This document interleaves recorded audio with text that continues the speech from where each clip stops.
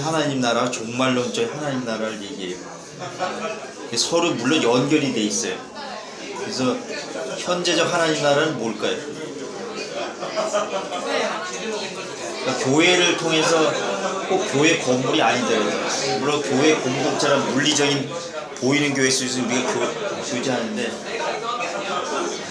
하나님이 결국은 교회들, 구체적으로 우리한테 교회를 통해서 하지만 교회라는 것도 우리가 믿는 자들의 유기체니까 그 교회를 통치하고 계시죠.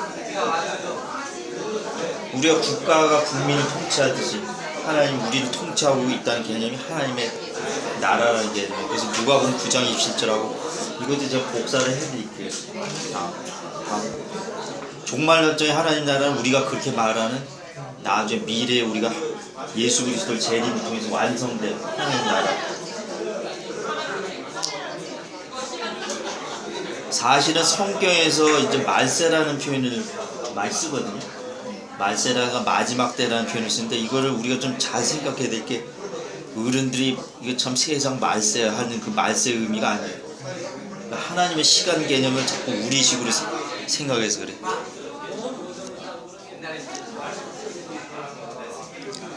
말세라는 거는 예수님이 초림해서 마음간에 태어나셨을 때부터 재림에서 종말이 오고 완성될 때까지는, 그러니까 종말이라는 거는 완성의 의미예요.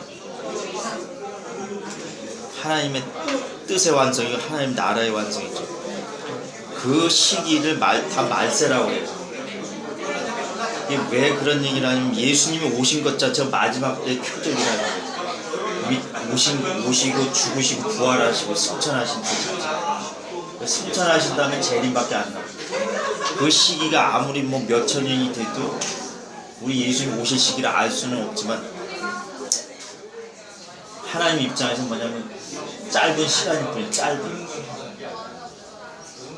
그래서 그 모든 시기를 말세, 예수님 오신 자체가 이미 마지막 때라는 거예요.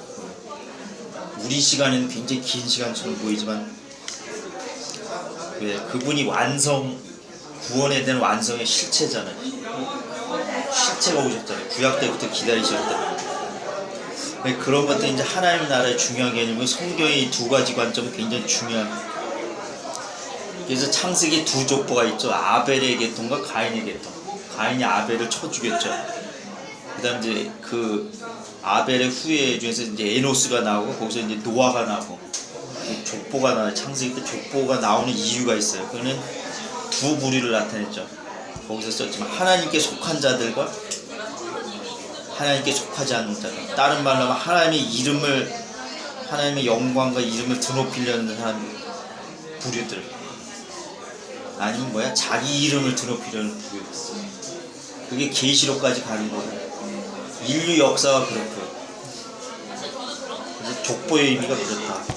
그래서 창세기부터 저희가 신명기까지 했었는데 창세기는 우주와 인간의 기원, 이스라엘의 기원, 그 다음에 만민의 구원 계획, 아브라함부터 시작하죠. 그건 아시죠? 아브라함부터 그러니까 좁혀가지고 여기 저자가 있지만 창세기 구조와 이렇게 모래시계 구조예요. 아니 성경 전체가 모래시계. 그거 설명해 주셔야 될 것 같아요. 11장까지는 거기 썼지만 창조, 타락, 홍수, 바벨탑 이게 대표적인 사건인데 전 인류가 초점이라는 거예요. 모래시계인 이유 설명해 주셔야 돼요. 이게 그러니까 위가 좁은 거죠. 전 인류였다가 이스라엘로 좁아졌다가 다시 신약 때는 교회라는 것을 통해서 이방인까지 넓혀지잖아요. 구원의 범위가. 물론 구약 때도 이방인들 중에도 구원받은 사람이 있어요. 룻 같은 거, 그 다음 라합, 하나님의 은혜에 참여한 사람도 있어요. 예외적으로. 그러나 주요 은혜를 받은 사람은 이스라엘이고, 이스라엘이 잘나서 은혜 받은 게 아니고 하나님의 은혜죠. 하나님의 민족을 선택해서, 보잘것없는 민족을 선택해서.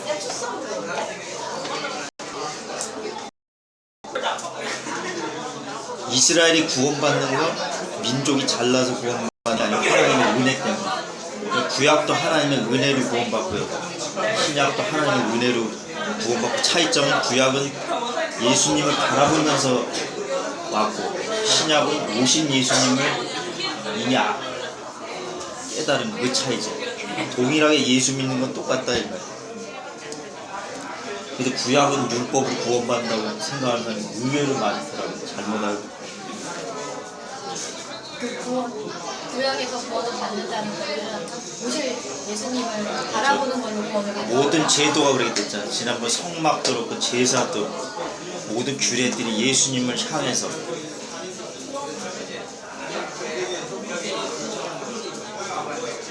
이제 구약에서 후기로 가면 갈수록 예수님에 대한 계시가 명확해져요. 그러니까 이사야 선지자 같은 경우에 아주 생생하게 묘사를 하잖아요. 예수님의 그 순한 사역. 이사야는 예수님 오시기 700년 된 사람이거든요. 그런데도 생생하게 했다는, 진짜 성령님의 감동 아니면 그렇게 얘기를 할 수가 없죠.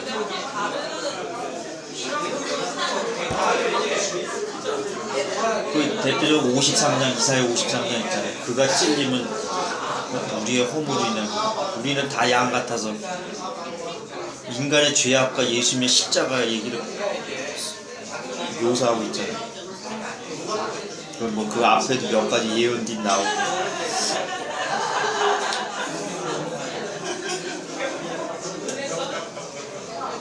그래서 이 가인과 가인의 문제에서 자신의 이름을 드높이려는 사람이죠. 하나님 무시하고.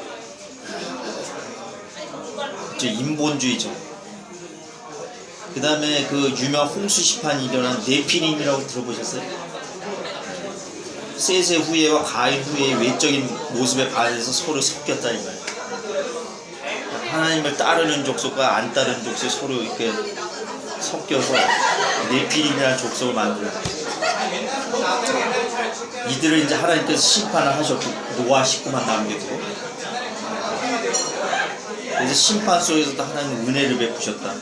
노아가 잘나서가 아니고 역시 노아에게 하나님의 은혜를 베풀었거든요. 근데 그렇게 홍수를 겪었음에도 불구하고 바벨탑을 또 인간들이 쌓는다 이거죠. 그래서 심판을 겪었음에도 불구하고 가인의 문제를 반복했다는 게 문제죠. 이 바벨탑의 성격은 뭐냐면 하나님 배제한 인간들의 연합이라는 거예요. 그리고 성을 쌓았다는 건 자기를 방어한다. 무슨 얘기냐? 하나님 못 믿겠다 이거예요. 하나님 신뢰하지 않고 자기들이 똘똘 뭉쳐서 뭔가 안전을 도모하는 거예요. 그게 그때뿐이겠어요. 지금도 마찬가지. 인간은 하나님의 위치에 두는 반역이죠. 그래서 하나님이 무너뜨려졌죠. 언어를 흐트려놔서. 언어가 흐트려졌다는 건 뭐겠어요?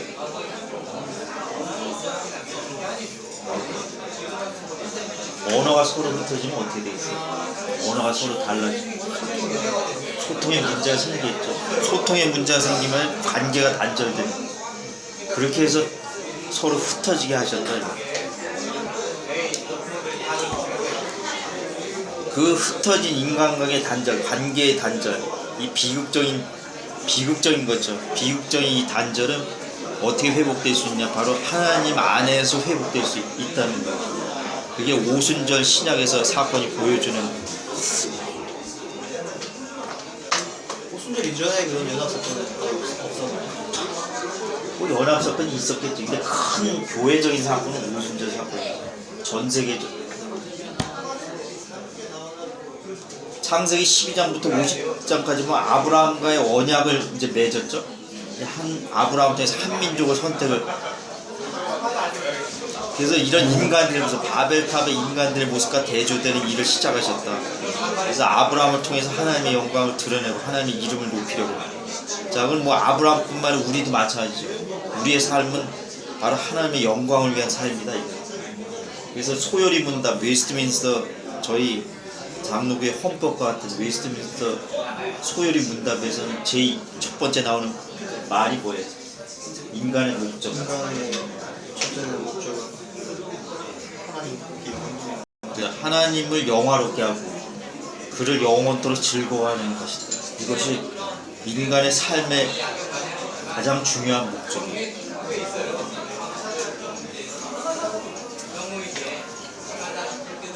모든 것이 하나님의 영광을 위해서 신자들은 사는 거고, 그게 이미 창세기부터 하나님 얘기하시는 메시지. 그 다음 출애굽기에는 이제 창세기에서 요셉 아시죠?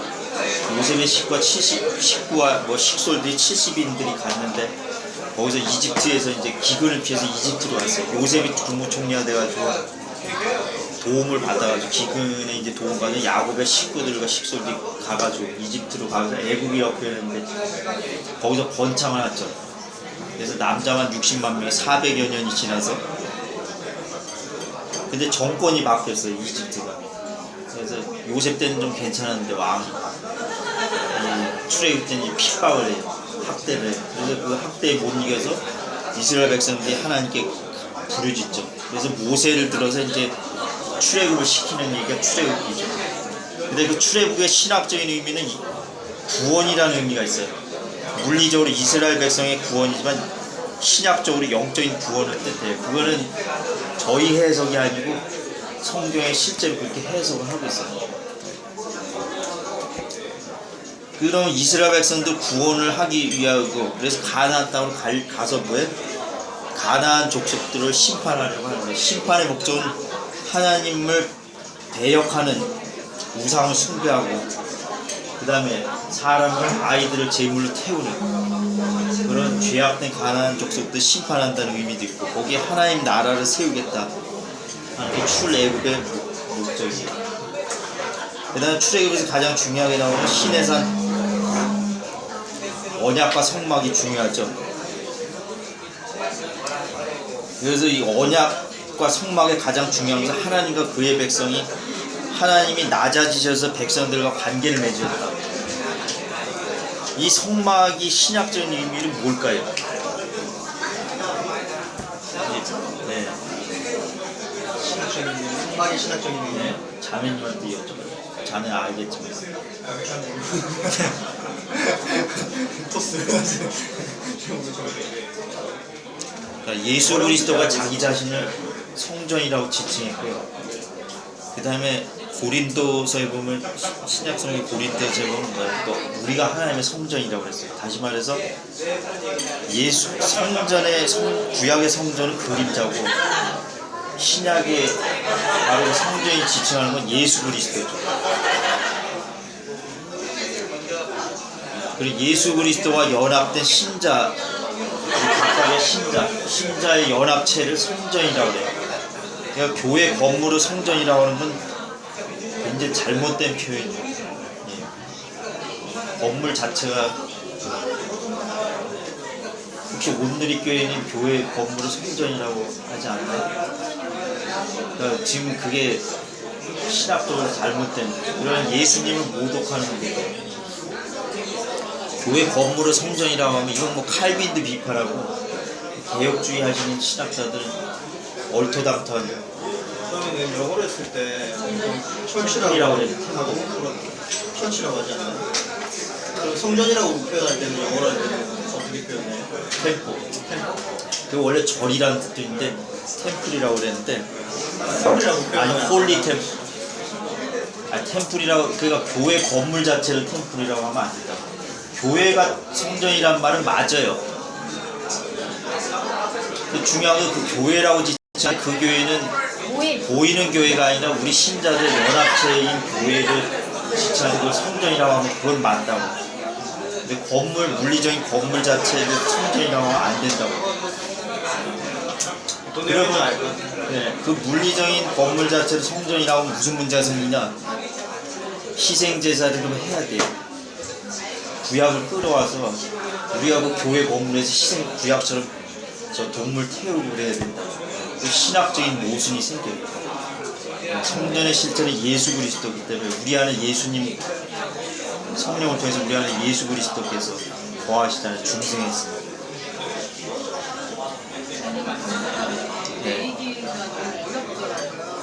내용이 너무 네.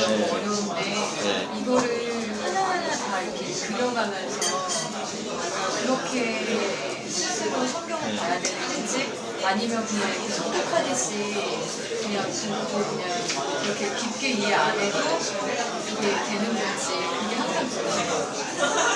할 수 있으면은 다 일일이 해서 하면 좋은데 너무 그게 무리가 되면 기초적인 내용만 이해하면 돼요.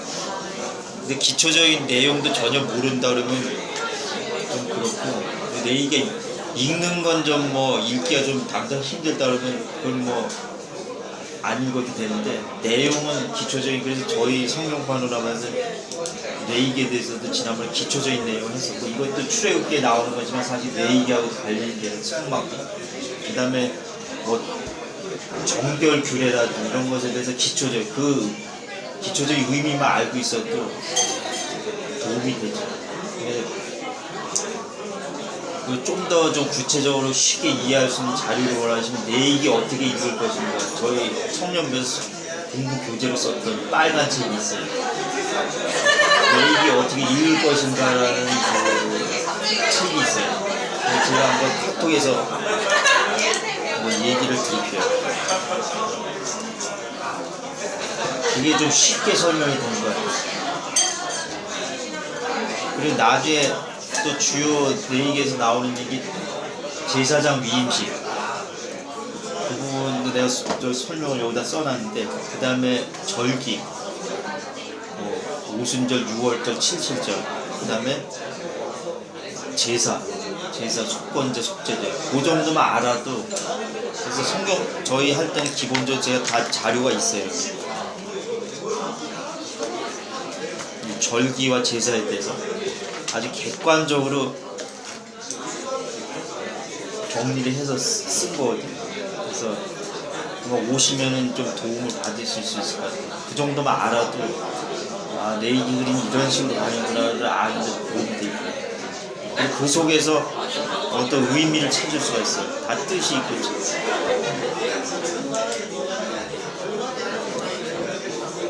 저기 뭐뭐 있다고요? 제사, 절기, 실질적 초막주 아까 말씀하신 그건 뭐 뇌이기에만 나오는 얘기 아니고 뭐 신명기에도 나오고, 이제 모세 오경이라고 하는데 모세가 지었다고 해서, 그 다음에 정결규례,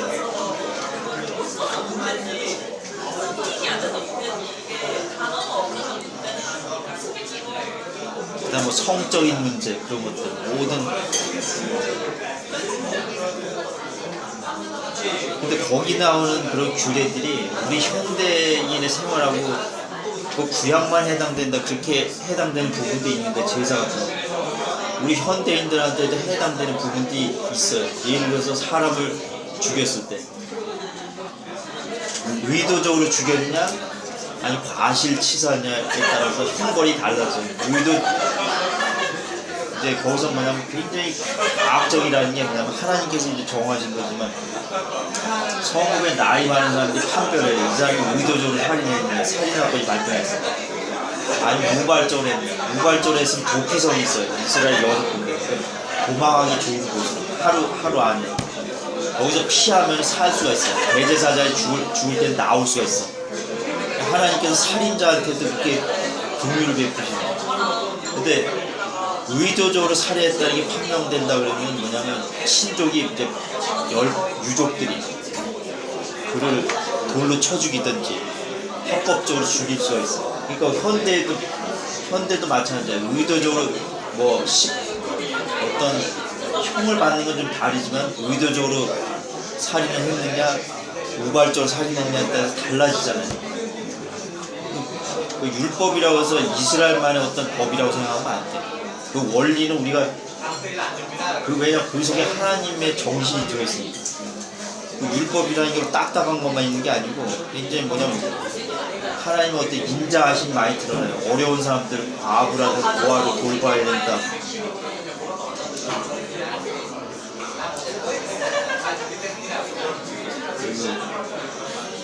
심지어 짐승들한테도, 요새 동물 복지 많이 나오잖아요. 문재인 대통령이 요새 유기견을 했지만, 우리가 성경에서 동물들에 대해서 제사용으로 쓰는 것 외에는 동물에 대해서 학대하고 그런 것에 대해서 하나님도 금지를 한다고. 심지어 동물들의 복지를 생각할 정도로 안식일에 동물들도 먹을 걸 좀 편한. 목줄은 좀 많이 간 거 아닌가요? 아니 근데 동물 복지라고 할 수도 있죠. 복지는 근데 우리가 만들어낸 동물들까지 생각하시는 그런 모습들, 피조물까지.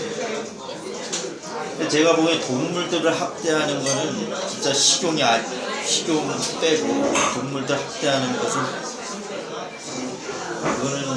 그것도 죄라고 저는 개인적인 견해에 생각해요. 왜냐하면 잔인한 무정함이란 죄가 무정함.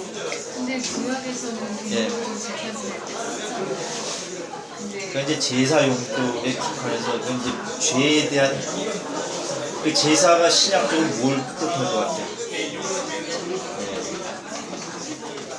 그렇게 어려운 거 죄사. 그렇죠. 예수 그리스도의 십자가를 구약 때부터 또 암시를 해주는 거죠. 그래서 죄의 무서움, 그 피비린내 나는 동물의 피를 통해서 죄가 이렇게 무섭다. 죄가 심판을. 근데 한편으로 하나님께서 이 제사를 통해서 하나님과 교제할 수 있는 길을 마련해 주시죠. 동물 제사가 완벽하다는 게 아니에요. 그래서 매년 제사. 그러니까 왜 죽였냐는 의미도 있으신 거예요. 이거는 근데 너무 원론적이라 그거는 원래는 인간의 죄에 대해서 인간을 죽여야만 하는데 차마 인간을 죽일 수는 없죠. 그러니까 동물을 대신해서 동물이 인간의 죄를 전가라고 그래요. 죄를 전가를 시켜요. 안수해가지고. 그래서 그 죄를 인간의 죄를 짊어진다는 의미로, 그리고 피에 생명이 있다.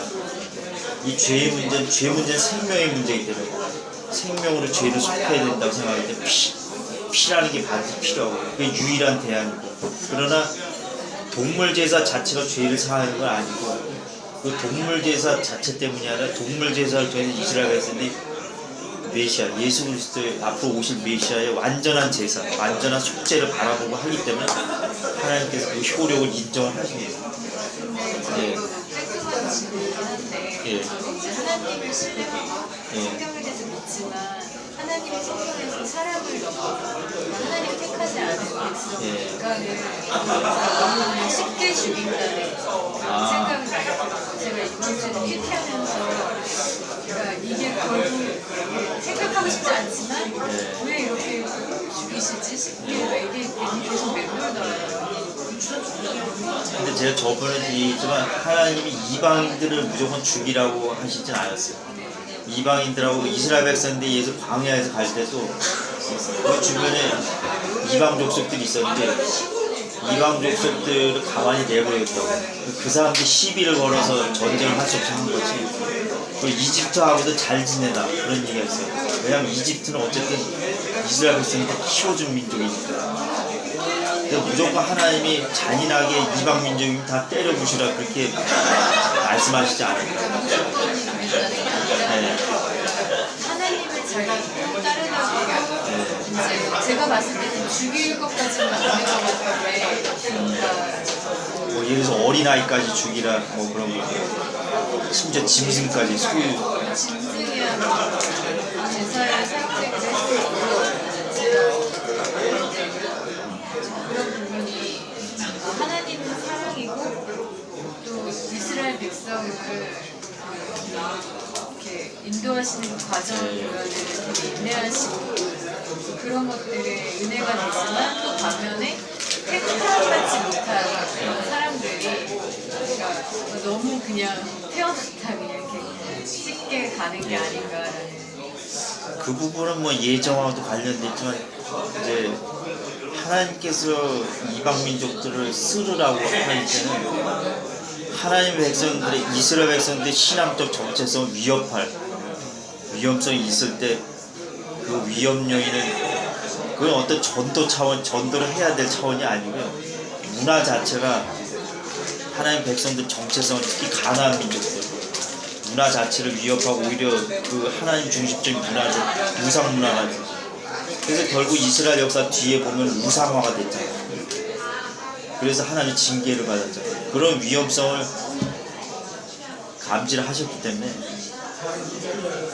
좀 잔인하긴 하죠. 근데 진짜 아말렉 족속도 이스라엘 백성들 핍박했기 때문에 어린아이까지 죽이라고 했고, 근데 그 부분에 대해서는 하나님은 사랑의 하나님이시기도 하지만 또 공의의 하나님이시기도 해요. 하나님은 죄를 이렇게까지 철저하게 심판하신다는 사랑이시기도 하고 자비를 베푸시지만 죄를 이렇게 심판하신다는 하나님의 어떤 두 면모를 우리는 다 죄가 이렇게 무섭구나 라는 어떤 경각심을 줄 수도 있고, 잔인하긴 하죠. 우리가 이제 납득이 안 되게 하는 부분도 있는데 공의에 또 하나님이시다 하기 때문에. 그러나 이제 그게 신약적으로 봐서는 너무 또 정당화시켜서는 또 안 될 부분이 있죠. 어떻게 보면 예표적인 의미도 있고 구약 한시적. 우리가 교회사적으로도 뭐 카톨릭 개신교도들을 많이 죽이고 했고 개신교도 핍박을 많이 받았지만, 주로 사실 개신교 사실 크리스찬들이 주로 죽임을 많이 당하긴 했어. 근데 크리스찬들도 역사적 과거가 있긴 하죠. 십자군 전쟁. 근데 그것도 가만히 생각해보면 기독교인들이 먼저 시비를 건 게 아니고 이슬람 사람들이 먼저 예루살렘을 점령하면서부터 시비를 거는 바람에 거기서 물론 교황이, 그래도 엄밀한 카톨릭이 일으킨 짓이죠. 교황이 이제 거기다 이상한 이제 사상을 불어넣어줘서 너희들 이렇게 가면 천국 간다 이런 이제 좀 무식한 사람들한테 주입을 해가지고 키운 측면이 있는데, 그것도 따지고 보면 이슬람교가 먼저 좀 시비를 걸었기 때문에 한 측면도 있고, 물론 뭐 저희도 역사적인 과거가 있는데 뭐 납득을 하기 어려운 부분은 어려워도 순복을 할 수밖에 없지 않습니까? 그렇지만 다만 제가 드리고 싶은 건, 하나님 무조건 이방민족이라고 해서 다 때려잡으라고 한 것은 아니다. 네. 그래도 납득이 안 되시면 강선 목사님한테. 아니, 납득이 안 되는 게 아니라 그냥 제가 뭔가 교만한 거죠. 좀 아쉽다는 생각을. 근데 죄에 대한 아마 엄중함이 이 정도까지 된다는 걸 보여주시는 거 아닌가 생각이 들거든요. 뭐 하여튼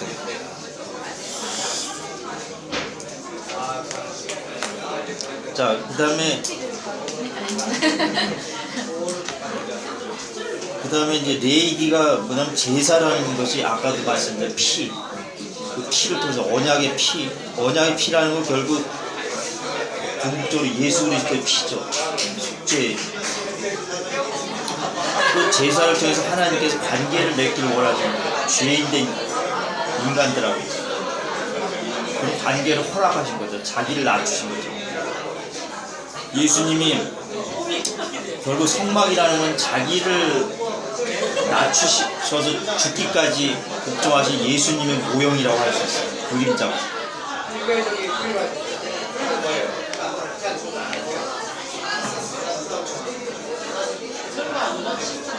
그 다음 민수기는 우리 잘 아는 12정탐꾼 사건, 민수기 13장 14장.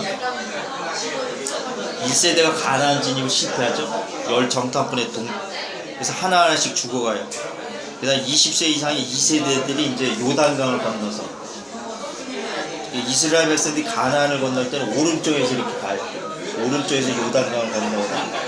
그래서 여기 보면 이스라엘 그 지형이 그려져 있어요. 풍선에 이렇게 장갑이 매달린 형상이 이스라엘.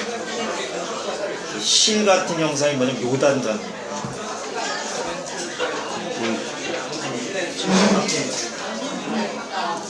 경계가 이렇게 생겼다고. 여기가 팔레스타인 가나안 땅 이게 있어. 이게 요단강이에요. 이스라엘 백성 어떻게 하면 홍해를 이렇게 왼쪽으로 건넜지? 오른쪽인가? 아, 왼쪽이구나. 두 손가락 생겼고 이렇게 가서 이렇게 해서 건너는 거예요. 모세가 이제 그 반석 사건 때문에 반석에 물을 명령하라는데 치라고 했죠. 하나님 명령 어긴 그 죄로. 이게 어떻게 보면 신학적인 뜻은 모세 시대가 이제 지났다는 거죠. 모세 시대가 여기까지 끝났다는 거예요. 그 죄 때문에 죄 하나만 가지고 올 거 아니에요. 그래서 모세가 여기서 죽어요. 가나안 땅을 못 건너고. 죽었는데 또 천국에 못 갔다 이렇게 생각하면 안 되고, 죄에 대한 징계로 자연사를 하게 되고, 이제 여호수아가 후계자 여호수아가 군인인데 이제 가나안 땅 건너죠. 전쟁을 벌이는 게 여호수아. 그거가 나랑 시의 장갑 너무 이해가 잘 돼. 그 다음에 이게 이해는 잘 되게 설명을 했어요. 일단 신명기는 그 신자가 새 신자가 아니라고 했죠. 한자로 거듭 신자라고 했어요. 영어로 듀터라눔이라고 하는데 두 번 말씀하셨다. 두 번 법을 말씀하셨다고.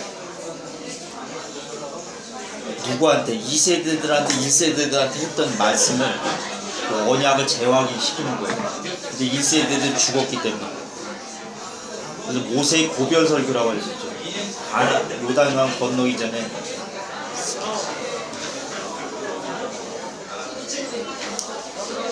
여호수아까지만 해도 잠깐 쉴게요. 여호수아는 가나안 땅을 들어가는데 거기서 이제 전쟁을 벌이죠. 그런데 전쟁을 제대로 못해. 이스라엘 백성이 소극적으로 해요. 그래서 이게 이제 신학적인 의미는 일반적으로 안식을 이미 하나님 허락하셔서 가나안 땅에 어떤 안식의 의미가 있어요. 근데 계속 거기서 전쟁을 하잖아요. 그러니까 우리가 하나님의 백성이 안식을 구원을 받았죠. 구원이란 안식이라는 의미가 창조의 완성이라는 뜻도 있지만 완성의 뜻이 있고 구원의 완성이라는 뜻이 있어요. 안식 두 가지 큰 줄기예요. 가나안 땅이 어떤 거기서 하나님의 나라를 세우고 또 우리 최종 안식의 어떤 예표인데 그럼에도 불구하고 계속 싸우잖아요. 이방 민족과 싸우면서 그게 사사기까지 계속돼요. 다윗 때까지 완료가 안 돼요. 전쟁이. 그래서 우리도 구원을 받았지만 우리가 죄와 싸우고 있잖아요. 그러니까 그것을 예표하는 사건이 이제 여호수아의 가나안 전쟁이라고 신학적으로 얘기들을 일반적으로 하죠.